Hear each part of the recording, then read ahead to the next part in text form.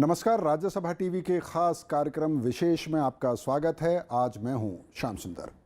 इस बार राष्ट्रीय फिल्म पुरस्कार कई जानी मानी फिल्मी हस्तियों को मिला।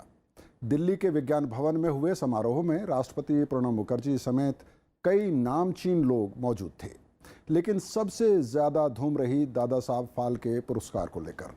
जाने माने तेलुगु फिल्म निर्देशक के विश्वनाथ को फिल्मों में उनके अहम योगदान के लिए ये सम्मान दिया गया। वे न सिर्फ तेलुगु बल्कि हिंदी में भी कई सुपरहिट फिल्में दे चुके हैं। विशेष में आज हम आपको बताएंगे इस बार राष्ट्रीय फिल्म पुरस्कार समारोह कैसा रहा, वहां क्या बातें हुई और किन फिल्मों और कलाकारों को इस सम्मान से नवाजा गया। साथ ही बताएंगे कि कौन है के विश्वनाथ और फिल्मों में क्या है उनका योगदान। हम दादा साहब पुरस्कार के बारे में भी बात करेंगे और आपको ये भी दिखाएंगे कि जिनके नाम पर यह सम्मान दिया जाता है भारतीय सिनेमा में उनका क्या योगदान है। तो आइए शुरू करते हैं आज का विशेष।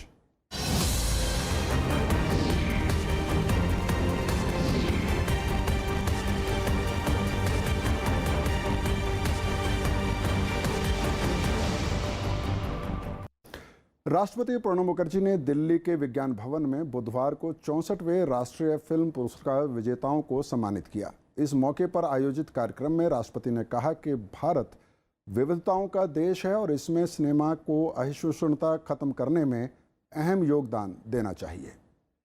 दादा साहेब पुरस्कार से सम्मानित होने वाले महान फिल्मकार श्री के विश्वनाथ जी।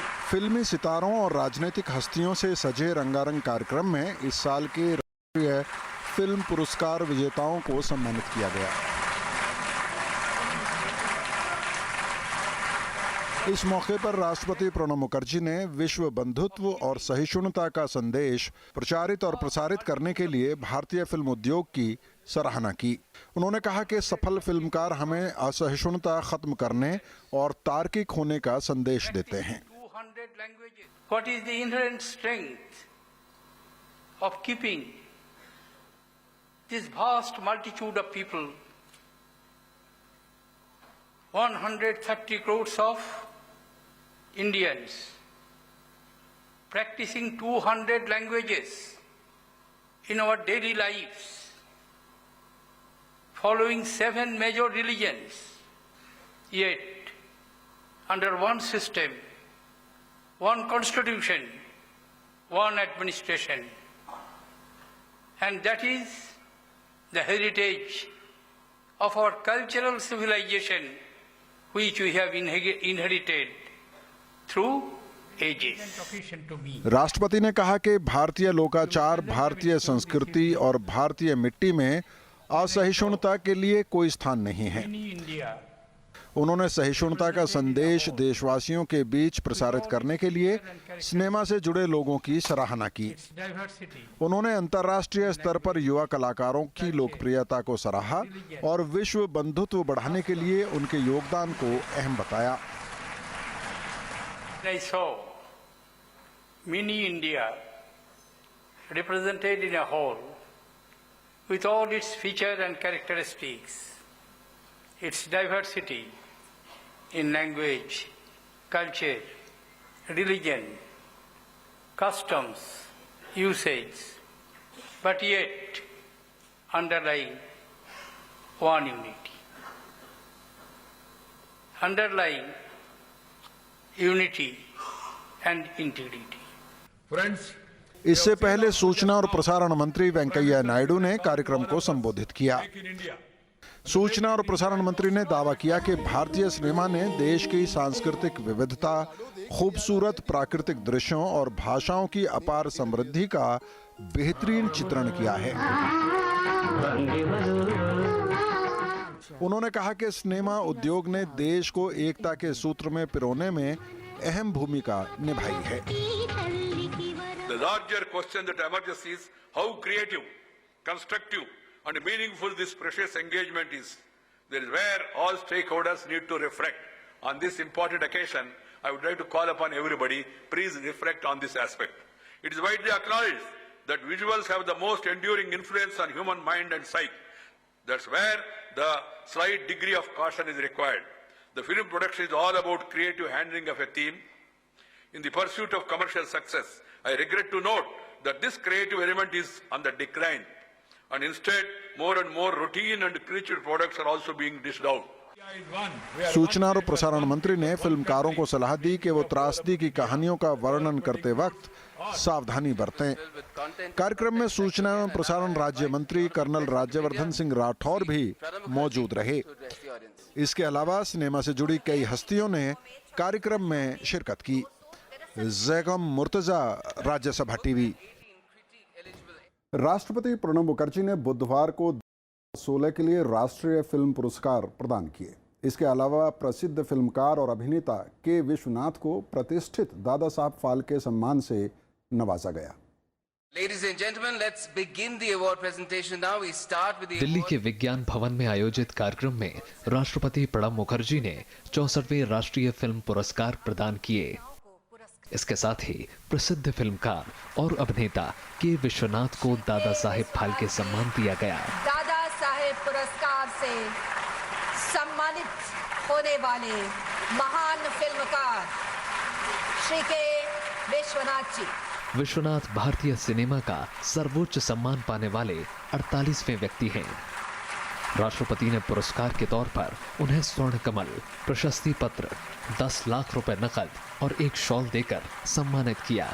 इस मौके पर विश्वनाथ ने ज्यूरी को धन्यवाद देते हुए कहा कि ये प्रतिष्ठित सम्मान पाने का शुभ मौका है। Very auspicious occasion of receiving this prestigious and coveted Dada Saheb Phalke Award. I offer my pranams to my parents who are there and to Almighty who is everywhere, to His Excellency the President, Honorable Minister and all the jury members who are right here. इस साल राष्ट्रीय पुरस्कार के लिए मराठी में बनी कासब को सर्वश्रेष्ठ फीचर फिल्म चुना गया है। इसके अलावा बंगाली फिल्म खलीफा को निर्देशक के रूप में सर्वश्रेष्ठ पहली फिल्म, तेलुगु फिल्म साथमनम भवती को इस साल की सर्वश्रेष्ठ लोकप्रिय फिल्म, हिंदी में बनी धनक को सर्वश्रेष्ठ बाल फिल्म और मराठी फिल्म वेंटिलेटर के लिए राजेश मापुस्कर को सर्वश्रेष्ठ निर्देशक का स्वर्ण कमल दिया गया। 64th अवार्ड फंक्शन में अवार्ड मिला है तो खुशी का दिन है। जैसे शादी के दिन खुश होते हैं, आगे जाके संसार करना बड़ी मुश्किल चीज़ है और अवार्ड मिलने से ये मुश्किलें ना बढ़े ऐसी उम्मीद है, क्योंकि वो डिस्ट्रीब्यूटर बोलते हैं ये अवार्ड वाली फिल्में यहाँ नहीं चलेगी। हाँ, तो ऐसा तो नहीं होना चाहिए ना, होना चाहिए अच्छी फिल्में भी देखनी चाहिए। तो उम्मीद है कि अवार्ड से कुछ फायदा होके देखेंगे, आप भी देखिए। अक्षय कुमार को हिंदी फिल्म रुस्तम में बेहतरीन अदाकारी के लिए इस साल का सर्वश्रेष्ठ अभिनेता चुना गया है, जबकि मलयालम फिल्म मिन्ना मुनिंगे के लिए सुरभि लक्ष्मी को सर्वश्रेष्ठ अभिनेत्री चुना गया। इसके अलावा मनोज जोशी को सर्वश्रेष्ठ सह अभिनेता, जायरा वसीम को सर्वश्रेष्ठ सह अभिनेत्री और मनोहारा को सर्वश्रेष्ठ बाल कलाकार का अवार्ड मिला। इसके लिए इन सभी को राष्ट्रपति ने रजत कमल देकर पुरस्कृत किया। Well, for Akshay, I've known him for years. In fact, I did my third or fourth Hindi feature film with him, and then ever since we've been had the good fortune of becoming closer and closer with each passing film. The other two reasons why I'm here, apart from Akshay also, is a film that I am in a very small form, and that is Ventilator. And a friend of mine who directed me in Ferrari Ki Sawari, Rajesh Mapuskar, wins Best Director. So I'm here for that. And the person who I made my first film ever with, which was a film called Let's Talk, Ram Madhwani. It's a full journey, a full circle. I am here as a Bharati.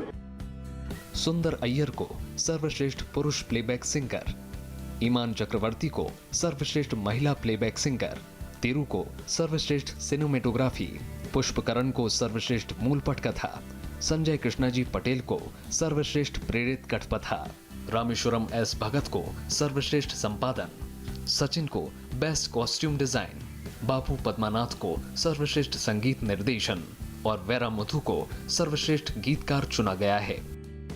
D के लिए भी मुश्किल होता है, इतनी सारी फिल्में होती हैं, अच्छी फिल्में भी बहुत होती हैं। तो मिला है इसका मतलब ऐसा नहीं कि हम सबसे बेहतर हैं, हम अच्छे लोगों में से एक हैं। ये किसी दूसरे को भी मिल सकता था तो भी उसने कुछ। पिंक को इस साल सामाजिक विषय पर बनी सर्वश्रेष्ठ फिल्म चुना गया है। The tiger who cross the line पर्यावरण पर बनी इस साल की सर्वश्रेष्ठ फिल्म है।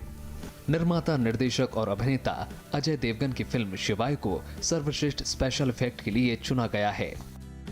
ये पुरस्कार, इससे बड़ा पुरस्कार क्या हो सकता है कि आज हमारे प्रेसिडेंट प्रणब साहब ने और गवर्नमेंट ऑफ इंडिया ने ये अवार्ड दिया सोनम को, तो ये मेरे लिए और मेरे पूरे परिवार के लिए और सोनम के लिए बहुत ही बड़ा दिन है और it's a very very well deserved award for Neerja. बहुत बहुत मुबारक हो, देर से आए पर दुरुस्त आए। इसके अलावा क्षेत्रीय पुरस्कार की श्रेणी में विसर्जन को सर्वश्रेष्ठ Bengali film, wrong side Raju को सर्वश्रेष्ठ गुजराती फिल्म, नीरजा को सर्वश्रेष्ठ हिंदी फीचर फिल्म, रिजर्वेशन को सर्वश्रेष्ठ कन्नड़ फिल्म, महेशंते परातिकारम को सर्वश्रेष्ठ मलयालम फिल्म, जोकर को सर्वश्रेष्ठ तमिल फिल्म, देशक्रिया को सर्वश्रेष्ठ मराठी फिल्म और पेल्ली चोपलू को सर्वश्रेष्ठ तेलुगु फिल्म के तौर पर पुरस्कृत किया गया। Jacob Murtaza, Rajya Sabha TV. और 2 साल के अंतराल के बाद दादा साहब फाल्के पुरस्कार से जिन्हें नवाजा गया, वो सिर्फ तेलुगु ही नहीं बल्कि पूरे भारतीय सिनेमा के जाने माने नाम हैं। जी हाँ, हम बात कर रहे हैं के विश्वनाथ की।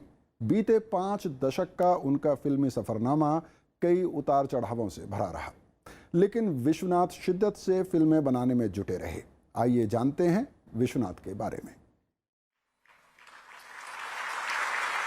ये लम्हा किसी भी भारतीय फिल्मकार के लिए सबसे बड़ा सपना होता है। ये उस सूची में नाम दर्ज कराना है जो फिल्मी जगत के तमाम दिग्गजों से सजी है। ये ऐसा विरल क्लब है जहां फिल्म को दुनिया भर में एक अलग पहचान दिलाने वाले सितारों की महफिल सजती है। 1969 में जब दादा साहेब फाल्के पुरस्कार देने की शुरुआत हुई तो उसके बाद से अब तक कुल 48 भारतीय फिल्मकारों को अभूतपूर्व योगदान के लिए ये पुरस्कार मिला और 48वें फिल्मकार हैं काशीनाथनी विश्वनाथ। इस वर्ष ये सम्मान मशहूर फिल्मकार काशीनाथनी विश्वनाथ को दिया जा रहा है। जोरदार तालियां।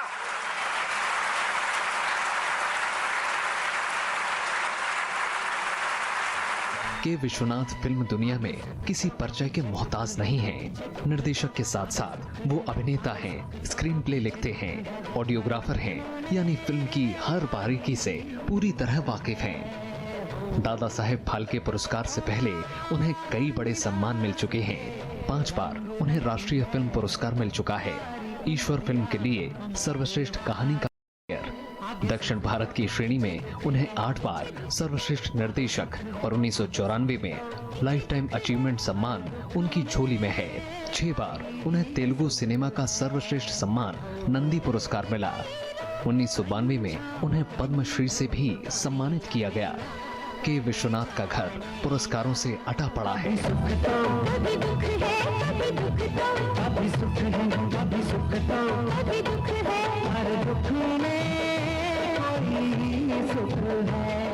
के विश्वनाथ एक ऐसे फिल्मकार हैं जो 87 साल के हो चुके हैं और पिछले 60 वर्षों से सिनेमा में सक्रिय हैं। उन्होंने हिंदी फिल्में भी बहुत सारी बनाई हैं, तेलुगु की उन्होंने करीब 50 फिल्में डायरेक्ट की हैं और उन्होंने हिंदी की भी बहुत अच्छी फिल्में बनाई है। सुपरहिट सरगम फिल्म बनाई है, ईश्वर बनाई है, संयोग बनाई है, कामचोर बनाई, जाग उठा इंसान बनाई। तो इस तरह की उन्होंने फिल्में बनाई जो हिंदी सिनेमा में बहुत लोकप्रिय हुए। हालांकि अब वो हिंदी फिल्म नहीं बना पा रहे क्योंकि उनकी एज काफ़ी हो चुकी है, 87 साल के हो चुके हैं, तेलुगु सिनेमा से भी दूर हो चुके हैं, लेकिन उन्होंने बहुत बड़ा योगदान है के विश्वनाथ का फिल्मी दुनिया के अंदर। के विश्वनाथ बचपन से ही फिल्मों के इर्द गिर्द रहे।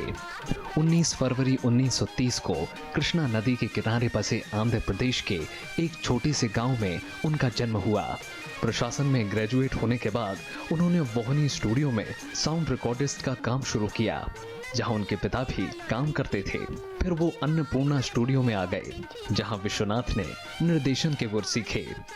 शुरुआत में अदुर्थी सुब्बाराव, के रामानाथ, के बालचंदर और बापू के साथ उन्होंने सहायक निर्देशन का काम किया। 1965 में के विश्वनाथ ने अपने निर्देशन में पहली फिल्म बनाई आत्मा गोवरावम। और पहली ही फिल्म में उन्हें तेलुगु फिल्म का सर्वश्रेष्ठ नंदी सम्मान मिल गया। इसके बाद विश्वनाथ ने फिल्म बनाने का सिलसिला तेज कर दिया। शुरुआत में उन्होंने कई महिला केंद्रित फिल्में बनाई, लेकिन सिरी सिरी मुव्वा फिल्म ने उन्हें अलग पहचान दिलाई। विश्वनाथ ने दिखाया कि कलात्मक फिल्मों को किस खूबसूरती से पर्दे पर उतारा जा सकता है। एक के बाद एक कई हिट फिल्मों ने उन्हें तेलुगु फिल्म का जाना माना निर्देशक बना दिया। विश्वनाथ के नाम पर फिल्मों में पैसा लगाने को प्रोड्यूसर्स चुटकी में तैयार हो जाते। उन्होंने तेलुगु सिनेमा को बिल्कुल एक नई दिशा दी। तेलुगु सिनेमा को उन्होंने पूरे विश्व स्तर पर पहुंचाया। ये बहुत बड़ी बात है कि अंतर्राष्ट्रीय सिनेमा में पहुंचाया, अंतर्राष्ट्रीय फिल्म समारोह पर पहुंचाया। ये बहुत बड़ी बात है। के विश्वनाथ की संगीत पर भी खासी पकड़ है, लिहाजा उन्होंने अपनी फिल्मों में देशी और विदेशी संगीतों का एक अजीब सा मिश्रण तैयार किया, जो बेहद लोकप्रिय साबित हुआ। तुम तरी कन्नయ్య వీడు ఆగడాల అల్లరి చూడు తూరుపమ్మ ఆరా హుషార్। उन्होंने कई ऐसे जटिल मुद्दों पर फिल्म बनाई जो साधारण फिल्मकार के लिए मुमकिन नहीं है। सप्तापदी, सिरिवेन्नेला, सूत्रधारुलो, सुबलेखा, श्रुति लायालू और स्वयं कृषि जैसी फिल्मों में उन्होंने समाज के कई रंगों को दर्ज किया। तेलुगु फिल्मों में शोहरत बटोरने के बाद उन्होंने बॉलीवुड में भी कदम रखा। 1979 में उन्होंने पहली हिंदी फिल्म बनाई, संग्राम। ऋषि कपूर और जया प्रदा को इस फिल्म में काम करने के लिए काफी सराहना मिली। इसके गाने सुपर हिट हुए।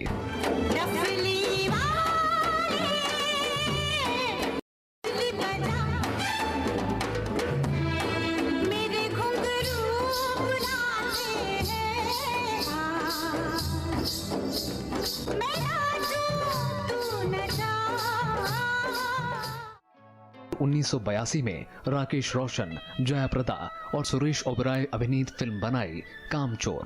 फिल्म फिर हिट साबित हुई और गाने एक बार फिर लोगों की जुबान पर चढ़ गए। तुझ संग प्रीत लगाई सजना सजना सजना ओ रामा। 1983 में विश्वनाथ ने तेलुगु में खुद की बनाई हिट फिल्म शुभकामना को हिंदी में उतारा। कलाकार थे उत्पल दत्त, रति अग्निहोत्री और असरानी। 1984 और 1985 में विश्वनाथ ने एक के बाद एक 3 हिंदी फिल्में बनाई। मिथुन चक्रवर्ती और श्रीदेवी के साथ जाग उठा इंसान फिल्म ने काफी कमाई की। इसके बाद जितेंद्र और जया प्रदा अभिनीत संजोग। यशोदा का नंद लाला ब्रिज का उजाला है, मेरे लाल से तो सारा जग झिलमिलाए। आई फिल्म सुर संग्राम। 1989 में अनिल कपूर को लेकर विश्वनाथ ने फिल्म बनाई ईश्वर, जिसमें सर्वश्रेष्ठ कहानी का उन्हें फिल्म फेयर पुरस्कार मिला। 1982 में आई संगीत। जैकी श्रॉफ और माधुरी दीक्षित वाली इस फिल्म को लोगों ने खूब सराहा। कोई तो बताए प्यार होता है क्या, जैसा मुझे हो गया हो, जैसा मुझे हो गया। सबको होता है क्या, जैसा मुझे हो गया। इसके अगले साल अजय देवगन, करिश्मा कपूर और मनीषा कोइराला को विश्वनाथ ने धनवान फिल्म में उतारा। उन्होंने आखिरी हिंदी फिल्म बनाई औरत औरत औरत। ये फिल्म 1982 में ही बन गई थी, लेकिन रिलीज हुई 1996 में। फिल्म ज्यादा नहीं चली, लेकिन विश्वनाथ तेलुगु, तमिल और हिंदी के कद्दावर निर्देशक बनकर सामने आए। उनकी फिल्मों को कई अंतर्राष्ट्रीय सम्मान भी मिले। 1965 से अब तक उन्हें फिल्में बनाते हुए 4 दशक से ज्यादा हो गए, लेकिन वो आज भी शिद्दत से फिल्म बनाने में जुटे हैं। तेरे बिन मैं क्या, तेरे बिन तू क्या, एक दूजे बिन हम अकेले। मोहम्मद फातेह टीपू के साथ bureau report, Rajya Sabha TV. Dada Saheb Phalke सम्मान जिनके नाम पर दिया जाता है वो सिनेमा के जादूगर थे। भारतीय फिल्म का उन्हें पितामह कहा जाता है। 1913 से लेकर 1937 तक उन्होंने 50 फिल्में बनाई और वहीं से भारतीय फिल्म उद्योग की मजबूत नींव पड़ी। भारतीय फिल्मों में अहम योगदान देने वाले लोगों को उन्हीं के नाम पर दादा साहब फाल्के सम्मान दिया जाता है। आप देखिए ये रिपोर्ट और मुझे दीजिए अनुमति। धुंडीराज गोविंद फाल्के या कहें दादा साहेब फाल्के अपने आप में संपूर्ण कलाकार, लेकिन जेजे स्कूल ऑफ आर्ट्स के को अपनी पहली फिल्म राजा हरिश्चंद्र बनाने से पहले पेंटिंग, प्रिंटिंग, फोटोग्राफी और इंजीनियरिंग तक सीखनी पड़ी। फिल्म बनने से पहले दादा साहेब ने कई दूसरे काम किए। उन्होंने प्रिंटिंग प्रेस खोलने की कोशिश की, प्रेस खुला भी। दादा साहेब रातों रात इस उद्योग के एक नामचीन शख्स बन गए, लेकिन जल्द ही कई दूसरी वजहों के चलते इसे बंद करना पड़ा। दादा साहेब अपने दौर के हिसाब से बहुत आगे की सोच रखते थे। वो कई काम एक साथ करना चाहते थे, लेकिन एक काम में लंबे समय तक टिक नहीं पाते। पेंटिंग की, फिर फोटोग्राफी में दिल लगा तो फोटोग्राफी करनी शुरू कर दी। मशहूर पेंटर राजा रवि वर्मा के साथ उन्होंने लंबे समय तक काम किया, लेकिन जिंदगी में असली मोड़ तब आया जब उन्होंने अंग्रेजी फिल्म लाइफ ऑफ क्राइस्ट देखी।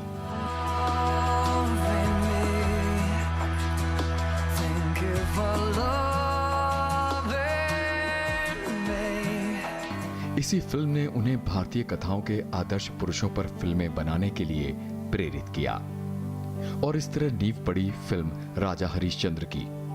दादा साहेब का जुनून ऐसा था कि इस विधा को सीखने और समझने के लिए उन्होंने जर्मनी और ब्रिटेन तक का दौरा किया। हालांकि मुश्किलें कम नहीं थी।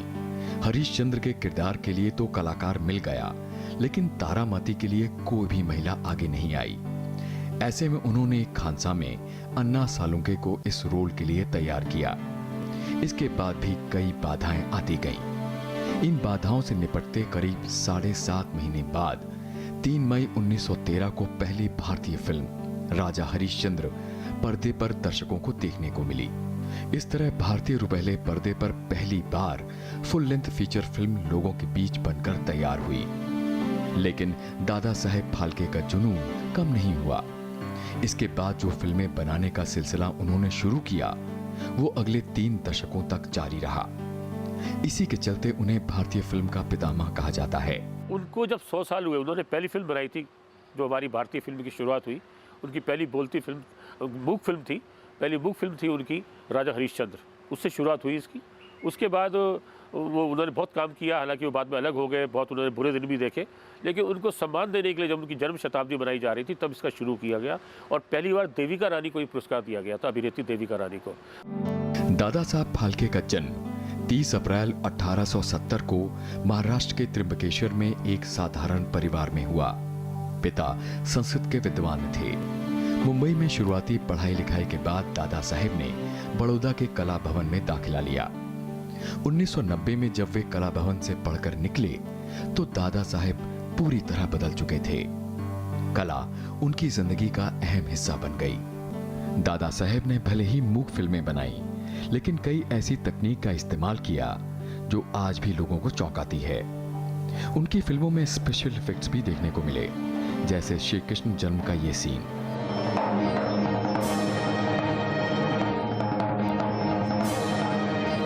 जिसमें कालिया नाग पर कृष्ण नाच रहे हैं।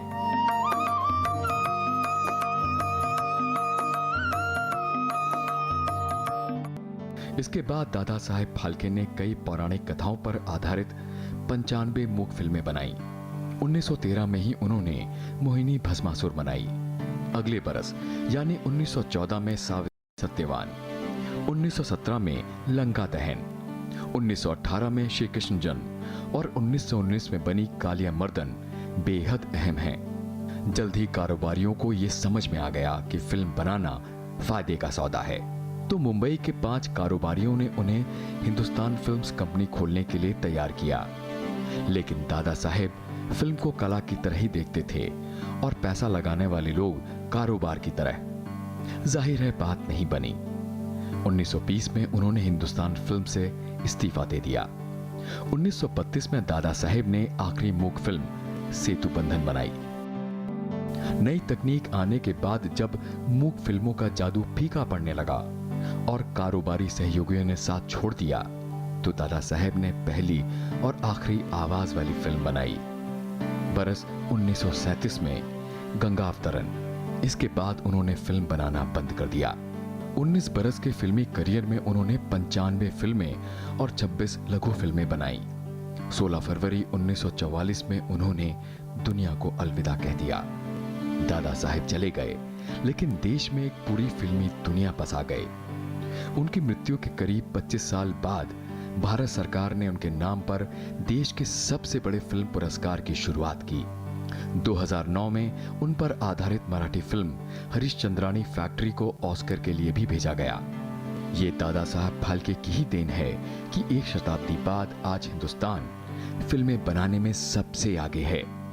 Bureau report, Rajya Sabha TV.